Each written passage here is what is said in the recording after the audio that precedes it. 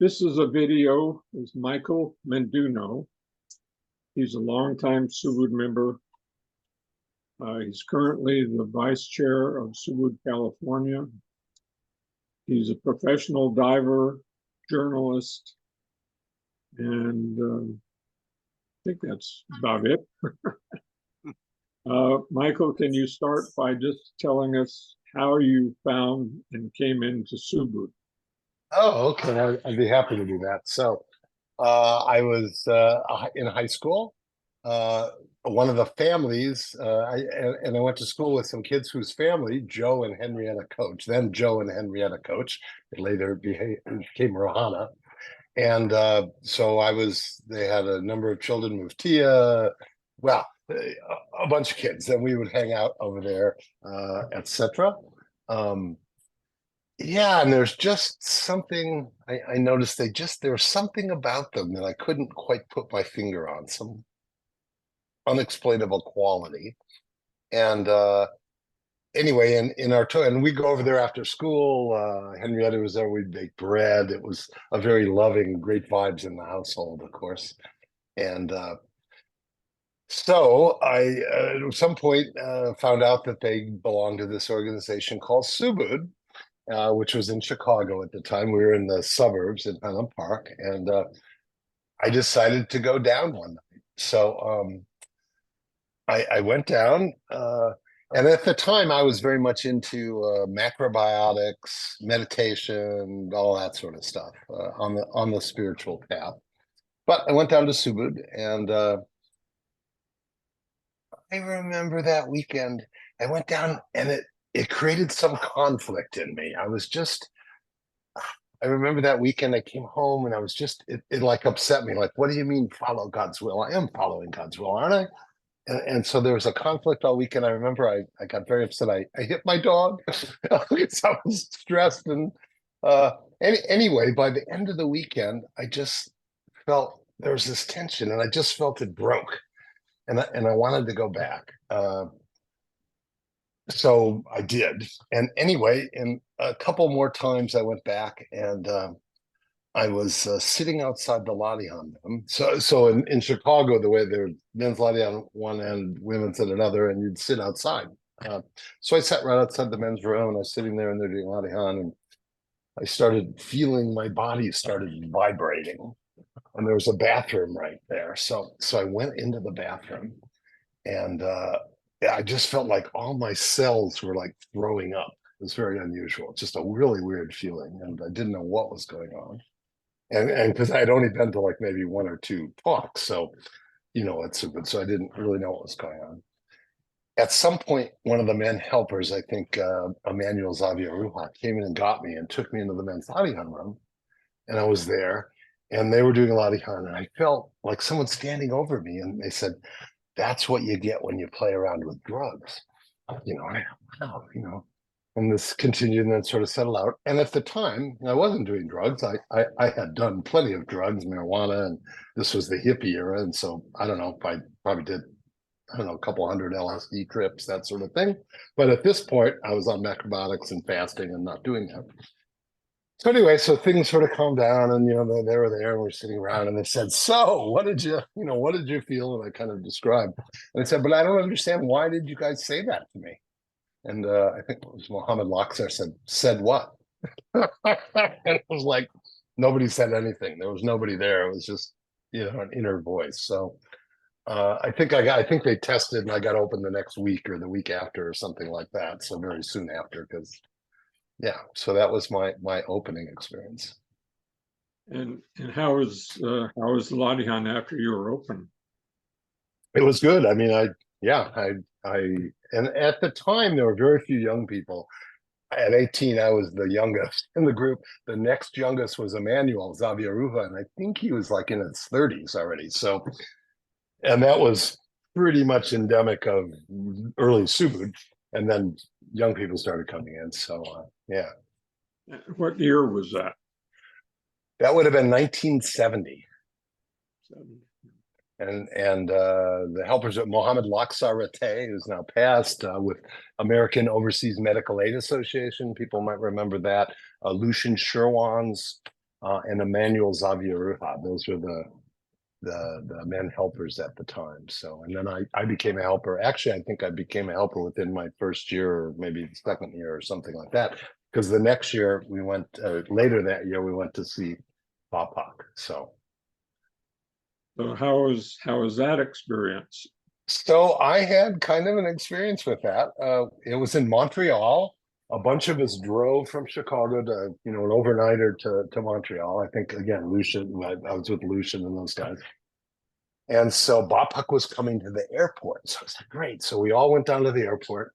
And I remember there was this long, walkway where the plane would exit. And I was just standing there, and suddenly I started hearing music and my body started like floating, and I just felt this intense bliss.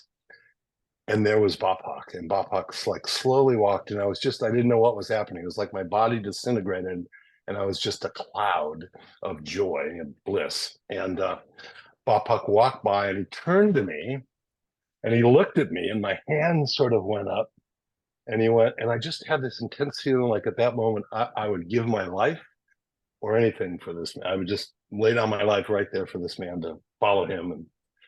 And he went, yeah. My hand kind of went down, and I was still like totally floating. And he walked on. And what was interesting was this feeling persisted, and I couldn't talk. I couldn't talk until the next morning. Literally, people said, "Are you okay?" I was like, but I couldn't talk. So I was just, yeah, until the next day, and then the Congress started. So yeah, so that was that was a pretty powerful experience. So yeah, there you go. Yeah, and then of course I saw him subsequently at Skymont, and this was at the time when we were just forming regions.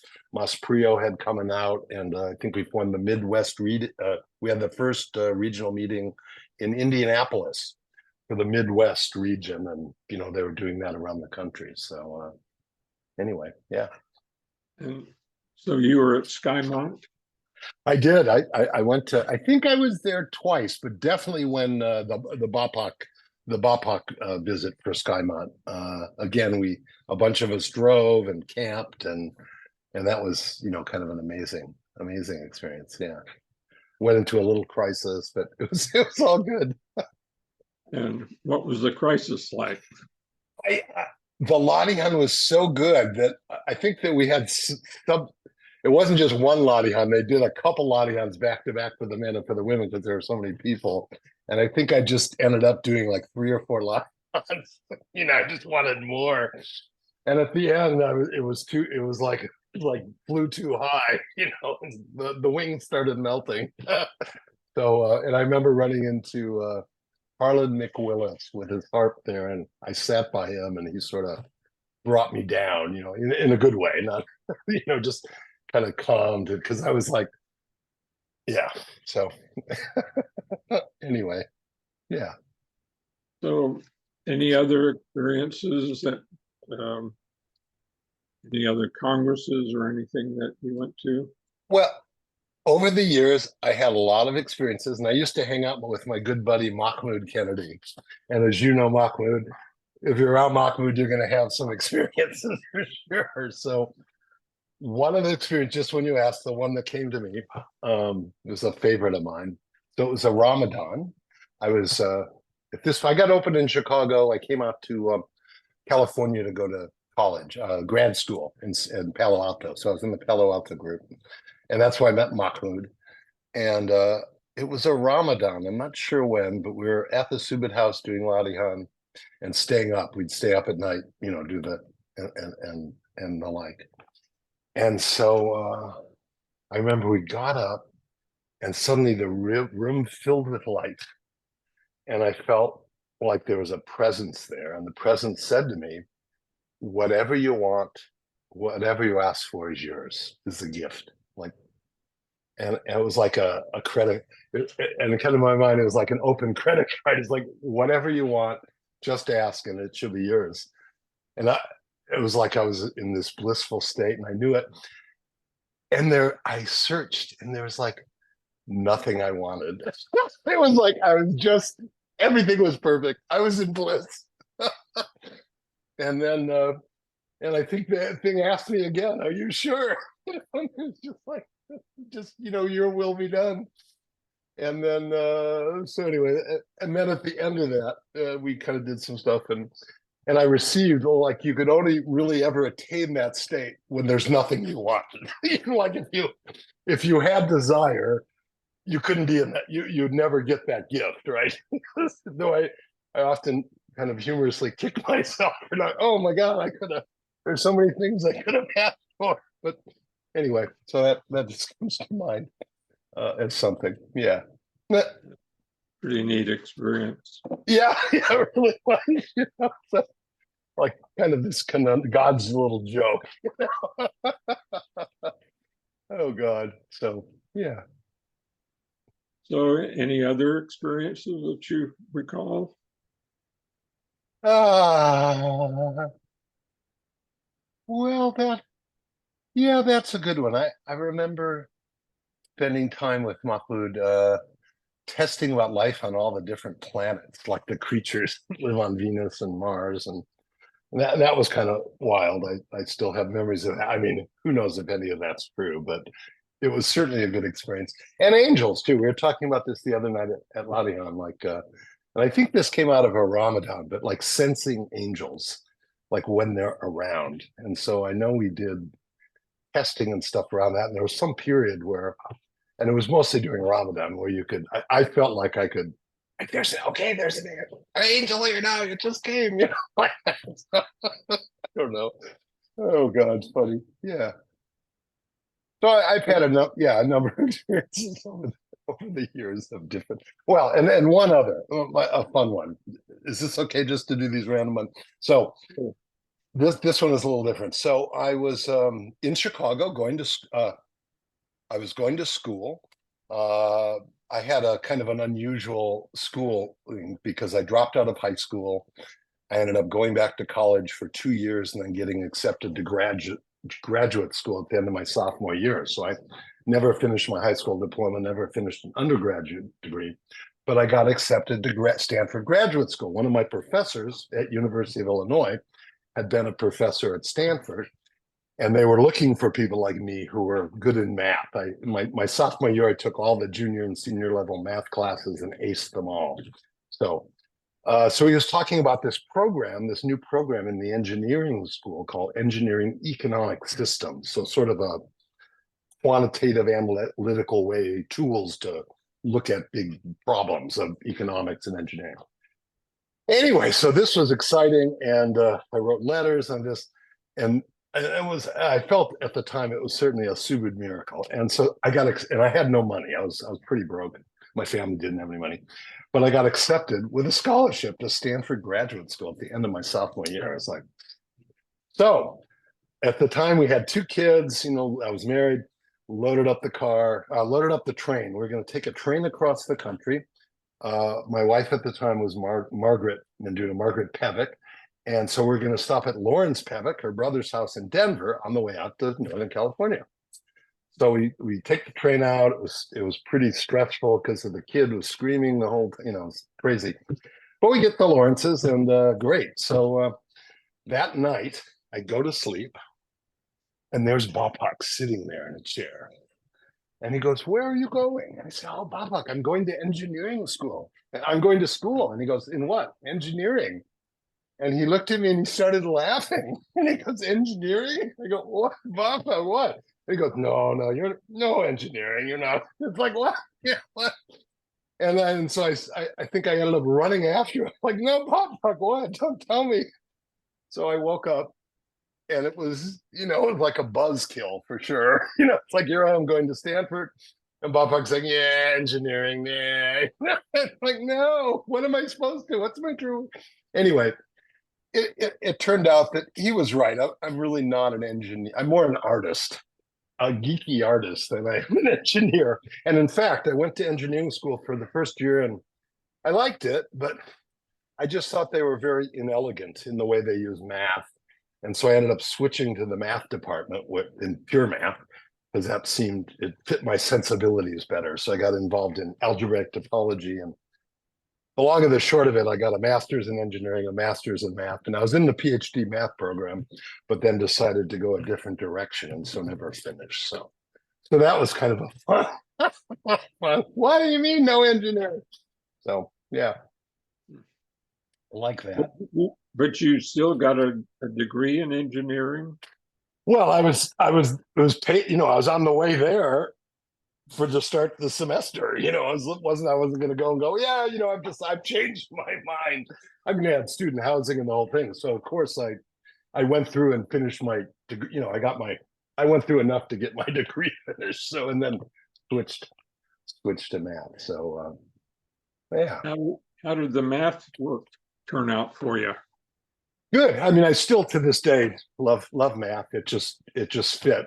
But again, yeah, it's kind of art in analytics.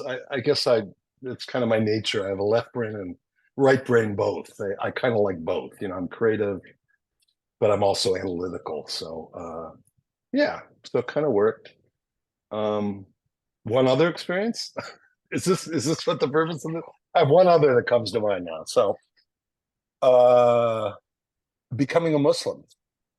So how did this come about? So I was at Stanford Graduate School, and one night I had a dream, and there was Bapak, and Bapak pointed at me and he said the word Mukhtar, Mukhtar, and this lightning bolt kind of went out of his finger and into my chest, and it was like Mukhtar. And so the next day, I knew a number of people from the Middle East in my classes. So I said, Mukhtar, oh yeah, that's a name, Mukhtar. And I didn't know any Subud Mukhtars at that time. Mukhtar Salzman, I don't know if he was Mukhtar then, or I didn't know him anyway. And he said, yeah, it's kind of like a village elder, a Mukhtar, but it's a name. So anyway, this kind of resonated in me for a while. And I was interested in Islam. I started getting interested in Islam because of these people. And I wrote to Bapak, and Bapak wrote back and he said, yeah, if indeed, if you decide to become a Muslim, your name should be Mukhtar, but it's up to you. It's not, it's up to you. And if you don't, it's not necessary to change your name. So, but one night again, I was walking and it just, I think there's a word in Arabic for it that I can't remember right now, but something kind of came down and I went, yes, I realized that it would be good for me to be a Muslim. I needed more discipline. And I like the kind of discipline of this, 5 prayers a day and all that stuff appealed to me. So indeed, I became Mukhtar. I have a degree. It's one of my degrees at Stanford is, I think the engineering degrees in Michael Menduno and the other degrees in Mukhtar Menduno. And Michael was a Subud name already, my second Subud name. Yeah, and I kept it for quite a while. I went to work in Washington, D.C. for Senator Ted Stevens from Alaska, and I actually did prayers in the Senate office. These days, that was, or after 9/11, that would probably be pretty weird. But then, I put down my rug and I did my prayers and stuff, and kind of stuck with it for, I don't know, a decade or two. But then it seemed time, it was okay to, I just lost interest, or it seemed time to move forward into something else. So yeah. Weird. Yeah. So what was the something else you moved into? Oh, I think I've moved overall. I've moved away from religion. I at least these days, more recently, I just find that it doesn't quite just fit in my brain. In fact, I went to a church today, a Pentecostal church. Some friends do, and I like the energy of it, but all the save you, died for your sins, and all that stuff. I don't know. None of that makes much sense to me. I don't really believe in religion anymore. I guess in the traditional sense, it just seems, we're just so minuscule and tiny in this vastness, and the thought that we could understand anything, it just seems sort of silly to me. But yeah, getting old, I guess. So how did you get involved in the diving business? Well, growing up, there was always I grew up watching Jacques Cousteau, Lloyd Bridges from Sea Hunt, I loved water. I mean, as soon as I think they built a pool in my neighborhood when I was in first grade or something. So from then on, I spent all my summers at the pool and in the water. And uh, but so anyway, I that was happening. I suppose I could have learned to dive, but I didn't. But when I came out to Stanford to go to graduate school, there was the Pacific Ocean right there, right? So at some point, I decided this was 1976. And I decided I went out to Stanford in 1974. So I decided that I wanted to learn to dive. And interestingly, the night before my first open, you take classes and then you go in the water and do it. They call it your open water dive. And so the night before Jaws had just come out. So the night before I went diving for the first time, I watched Jaws, which I don't recommend to do it quite like that. And Monterey, in fact, is a place of great white sharks. So they're there. They live there. So I don't know why I did it, but I ended up I ended up yeah, I was fine, but I could hear that boom, boom, boom, boom, boom of my old dive, you know. So and later I ended up again really loving diving. I ended up transferring from the math department and the economics. The deal I had was I'd teach for a quarter, I'd research for a quarter, and then I'd have a quarter of free time or 2 quarters. So I actually transferred down to Stanford's marine biology branch, Hopkins Marine Station in Pacific Grove, and lived down there for a number of years. But at the end of the day, there really weren't jobs in diving, so I ended up, basically going after school, going to work in Silicon Valley and being in the technology side of things and continuing to dive. So, and it wasn't till later in the 1990s that I kind of fell out of diving and then came into it in a big way and really began my diving career in 1990. So I started, in a nutshell, diving was undergoing a technological revolution, kind of like the personal computer in the world of computing. Whereas this technology had been with governments and then companies, and finally individual consumers got to have this technology, again, like personal computers, and to take it forward. And I was just enamored with this, and there was no information about it. It was all in the closet. But I recognized it, being in the computer industry, I recognized what it was, a technology revolution, and sort of jumped onto it. And I started a magazine called Aquacore. And turned out in a short time we needed something to call this new thing in diving. And so I had friends who were rock climbers, what's called technical climbing, where you're up rock faces. And we needed something to call it. High-tech diving wasn't quite it, advanced diving, but I came up with the term technical diving. And so I put it in my magazine and it caught and it took off, and forevermore it's this whole field of diving. Sport diving is now divided into what's called recreational diving, which you can think of as sort of more tourist, holidays, casual diving, and then technical diving, which are the sort of hardcore, serious divers. People diving these days to 1,000 feet deep in caves, or doing 12 and 14-hour dives, stuff like that. So yeah, so that has sort of taken off, and I've been involved in it off and on pretty much since 1990. I went away for a while and then came back in the last 5 or 6 years, and it's taken off. So yeah. So in your diving experiences, have you had any times when you felt fearful or had some kind of strange experiences in the diving? I've had a few close calls. I've had a few close calls.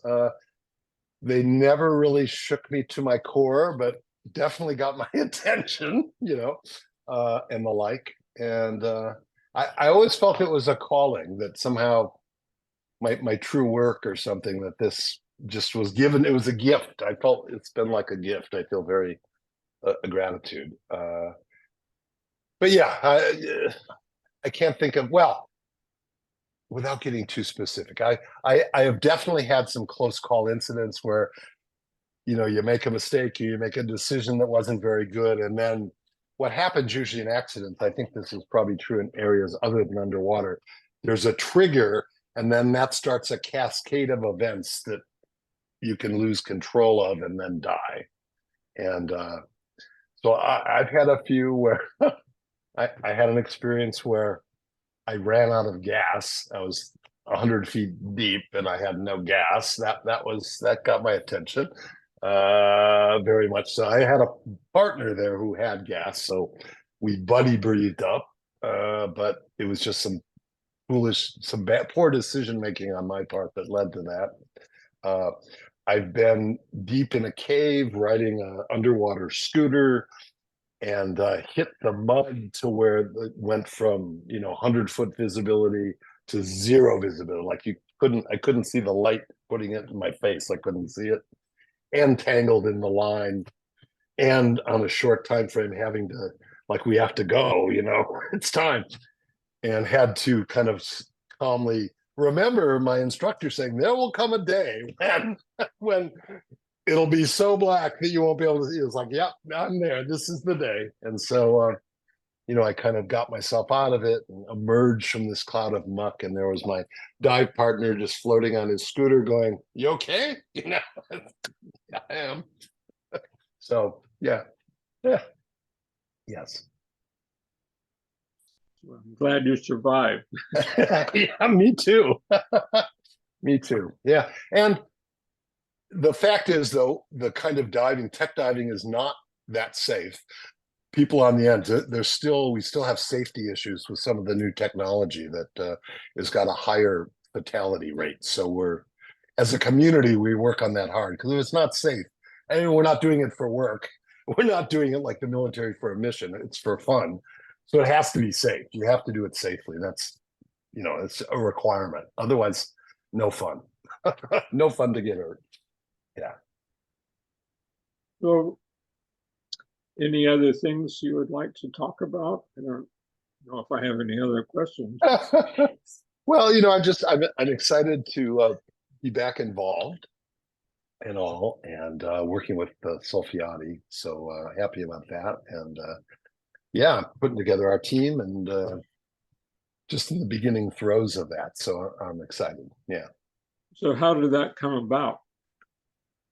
Your new job as vice chair? Yes, kind of by accident. I didn't go expecting this, and I kind of I had a feeling I wanted to do something, have some involvement.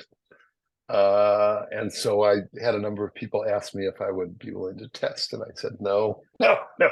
I had to say a lot of no's at the Congress, but that didn't quite. And then with the testing, it was a 2-day event trying to pick the team this time. So it started one way, and that was not going forward, and then eventually Solfiati put herself forward, and I just felt we talked some, and I felt I'd be willing to help her, to go forward and do whatever. I haven't been vice chairman before. I think I've been treasurer before, and certainly Congress chair on a number of occasions. So yeah. So it just felt good and happy to be involved again. Yeah. Good. So yeah. So, any other? And it really feels like a family to me. It's like going to this Congress. It was just like really being with family, right? And I was at the National too this year. In fact, I'll have to give a shout out to our sister Halima Collinwood, because she got on my case to go to the National. I was like, yeah, I don't know. And she's like, oh, you got to come, And then Rashad Tarantino wanted to come as well, and so it ended up that we could both go up there, and that was really good. And then Halima started on me. She goes, you got to come to the regional. I was like, sure enough, I got back. It's like, yeah, okay. So, and then if at some point we were doing all the testing, and yeah, I said, look, Solfiati,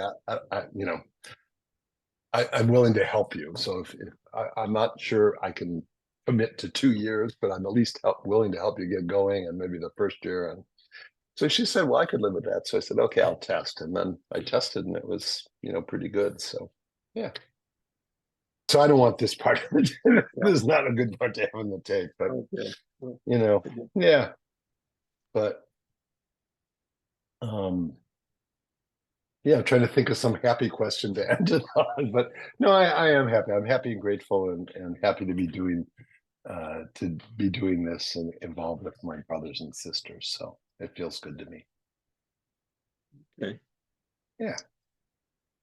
Well, I don't have any other questions, but if you have anything else you'd like to add, we're open for that. No, I think I'm good. I think this is good. Yeah, thank you for doing this too, and thank you for all. God, you have documented so much of our life and culture over these decades and decades and decades. So thank you for that. Yeah, yeah. Thank you. Thank you for participating. Mm. Okay, I'm going to stop the recording. Okay.